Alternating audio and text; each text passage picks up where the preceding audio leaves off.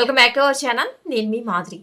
ఎప్పుడు కూడా మనము ఒక చిన్న తప్పు చేస్తూ ఉంటాం. ఏంటంటే, ఎవరైతే మనకి నష్టాన్ని కలిగించారో జీవితంలో, ఎవరైతే మనకి ప్రమాదాలు జరిగేలాగా చేశారో, అంటే మన జీవితంలో అల్లకల్లోలాలు జరగాలని చెప్పేసి, వాటిని సృష్టించాలి అని చెప్పేసి రకరకాల ప్రయత్నాలు చేసి, చివరికి ఫుల్‌ఫిల్ అవుతారో, అలాంటి శత్రువులు ఎవరైతే ఉంటారో మన జీవితంలో, అలాంటి వాళ్ళని ఎక్కడో చోట మనం కూడా దెబ్బ కొట్టాలి. వాళ్ళు మనకేది చేశారో దాని రుచి వాళ్ళకి కూడా చూపించాలి. అది ఎంత బాధగా ఉంటది అనే ప్రయత్నంలో మనం ఏం చేస్తామంటే, మన శక్తిని, మన సమయాన్ని వృధా చేసుకుంటూ ఉంటాం.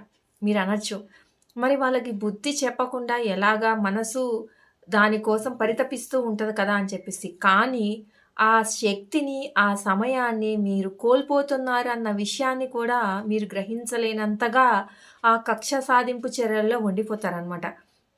Simple logic.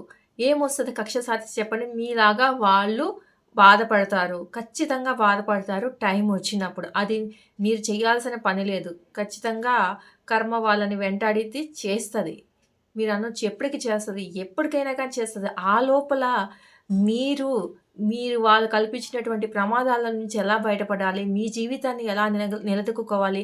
ఎంతమంది మీ జీవితాన్ని కిందకి నెట్టాలని చూసినా, ఏ విధంగా పైకి లేచి నిలబడాలనే దానికి మీ శక్తిని, మీ సమయాన్ని ఉపయోగిస్తారా? మిమ్మల్ని మీరు నిలబెట్టుకోవడానికి. లేదంటే మిమ్మల్ని కూలదోసిన వాళ్ళని అదే కూలదోయడానికి, అదే స్థాయికి వాళ్ళని కూడా తేవడానికి మీ సమయంని ప్లస్ మీ శక్తిని ఉపయోగిస్తారా చెప్పండి? అలా కనుక చేస్తే నష్టపోయేది ఎవరంటే, వాళ్ళు నష్టపోయేదేమో తర్వాత సంగతి కానీ, వాళ్ళకంటే ఎక్కువగా ఇంకా మీరే నష్టపోతారు. ఎందుకంటే, ఇక్కడ వేస్ట్ అవుతుంది మీ టైం, ఇక్కడ వేస్ట్ అవుతుంది మీ శక్తి. కాబట్టి ఎప్పుడూ కూడా కక్ష సాధింపు చర్యల్లో టైముని ఎప్పుడూ కూడా మీ శక్తిని కూడా కోల్పోవద్దు.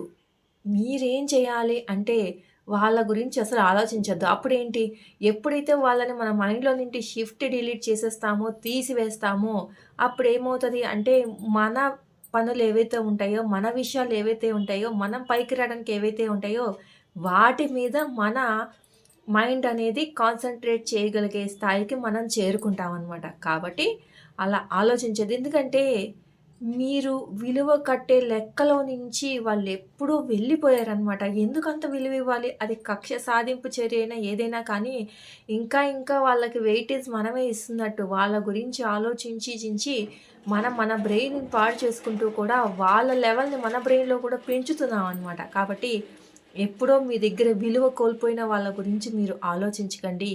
మీ విలువ పెరగడానికి మీరేం చేయాలి అనేది మాత్రమే ఆలోచించండి. ఇదండి ఈరోజు వీడియో.